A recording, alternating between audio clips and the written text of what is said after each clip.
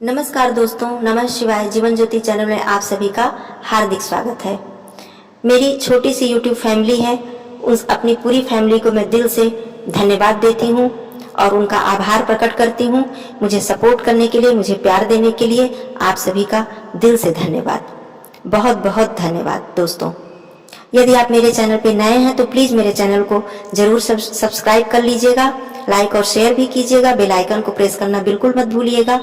और मेरा वीडियो आप सभी को कैसा लगता है प्लीज़ कमेंट में मुझे ज़रूर बताइएगा। दोस्तों, उपस्थित हूँ एक नए विषय के साथ। आज का विषय है ऋषि पंचमी व्रत। इसके नियम क्या हैं, कैसे किया जाता है, किन बातों का ध्यान रखना है, आइए जानते हैं इस वीडियो में। शास्त्रों के अनुसार भाद्रपद मास की या भादो मास की शुक्ल पक्ष की पंचमी तिथि को ऋषि पंचमी व्रत रखा जाता है। दोस्तों, इस बार 2022 में यह व्रत 1 सितंबर 2022 को पड़ रहा है। दिन है गुरुवार।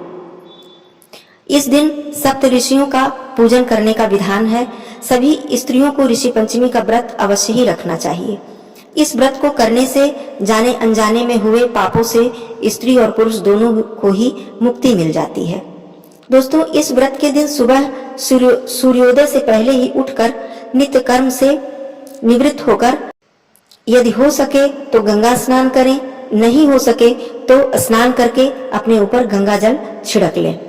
अब साफ वस्त्र धारण करें और अपने घर के पूजा स्थल पर चौकी रखकर सप्त ऋषियों की स्थापना करें। सामने कलश में जल भरकर रखें।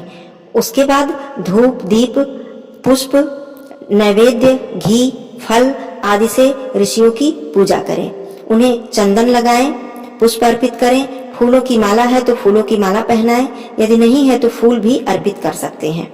उसके बाद उन्हें जनेऊ अवश्य पहनाएं, सफेद वस्त्र भी अर्पित करें। फिर उन्हें मीठा सात्विक भोग लगाएं। पूजन करने के बाद ऋषि पंचमी की कथा का पाठ करें या सुने। ऐसी मान्यता है कि यदि किसी स्त्री से जाने अनजाने में कोई पाप या गलत कार्य हो गया हो और वह अपने जीवन में उस पाप का भुगतान कर रही हो तो ऋषि पंचमी का व्रत रखने से उसे उस पाप से मुक्ति मिल जाती है। स्त्रियों को मासिक धर्म समाप्त होने पर ही इस व्रत का उद्यापन करना चाहिए। उद्यापन में पूरे विधि से पूजा अर्चना करने के बाद 7 ब्राह्मणों को सप्त ऋषि का रूप मानकर उन्हें भोजन कराना चाहिए और अपने इच्छा अनुसार, सामर्थ्य के अनुसार दान अवश्य देना चाहिए।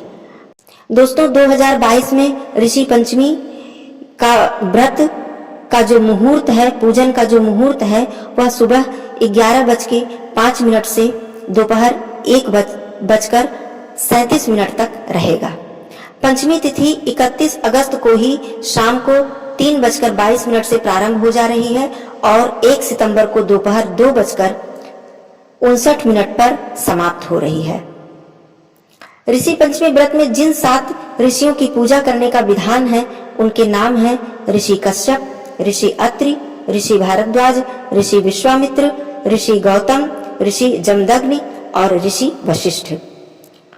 इन ऋषियों को हम ऋषि पंचमी के व्रत के माध्यम से पूजा करते हैं, उनका वंदन करते हैं, उन्हें नमन करते हैं और अपने समस्त पापों से मुक्ति के लिए उनसे प्रार्थना करते हैं। इस व्रत में कथा सुनने का विशेष महत्व है और कथा को सुने बिना व्रत को पूर्ण नहीं माना जाता है। तो आइए सुनते हैं ऋषि पंचमी व्रत की कथा। आइए कथा आरंभ करते हैं। विदर्भ देश में एक सदाचारी ब्राह्मण रहता था। उसकी पत्नी बड़ी पतिव्रता थी जिसका नाम सुशीला था। उस ब्राह्मण के एक पुत्र और एक पुत्री, 2 संतान थी। विवाह योग्य होने पर उसने समान कुलशील वर के साथ कन्या का विवाह कर दिया। दैव योग से कुछ ही दिनों के बाद वह विधवा हो गई। दुखी ब्राह्मण दंपति कन्या सहित गंगा तट पर कुटिया बनाकर रहने लगे। एक दिन ब्राह्मण कन्या सो रही थी कि उसका शरीर कीड़ों से भर गया। कन्या ने सारी बात माँ से कही। माँ ने पति से सब कहते हुए पूछा कि प्राणनाथ, मेरी साध्वी कन्या की यह गति क्यों हुई है, इसका क्या कारण है। ब्राह्मण ने समाधि द्वारा इस घटना का पता लगाया और बतलाया कि पूर्व जन्म में यह भी कन्या ब्राह्मणी थी, इसने रजस्वला होते ही बर्तन छू दिए थे। इस जन्म में भी इसने लोगों की देखा देखी ऋषि पंचमी का व्रत नहीं किया, इसलिए इसके शरीर में कीड़े पड़े हैं। धर्मशास्त्रों की मान्यता है कि रजस्वला स्त्री पहले दिन चांडालिनी, दूसरे दिन ब्रह्मघातिनी, तीसरे दिन धोबिन के समान अपवित्र होती है। वह चौथे दिन स्नान करके शुद्ध होती है। यदि यह शुद्ध मन से अब भी ऋषि पंचमी का व्रत करे तो इसके सारे दुख दूर हो जाएंगे और अगले जन्म में अटल सौभाग्य प्राप्त करेगी। पिता की आज्ञा से पुत्री ने विधि पूर्वक ऋषि पंचमी का व्रत और पूजन किया। व्रत के प्रभाव से वह सारे दुखों से मुक्त हो गई। अगले जन्म में उसे अटल सौभाग्य सहित अक्षय सुखों का भोग मिला। तो दोस्तों, यह थी ऋषि पंचमी व्रत की कथा। इस कथा के माध्यम से हम इसके महत्व को अच्छी तरह समझ सकते हैं। आप सभी को ऋषि पंचमी व्रत की हार्दिक शुभकामनाएं। फिर मिलती हूँ अगले वीडियो में एक नए विषय के साथ। तब तक के लिए आप सभी को धन्यवाद। नमः शिवाय।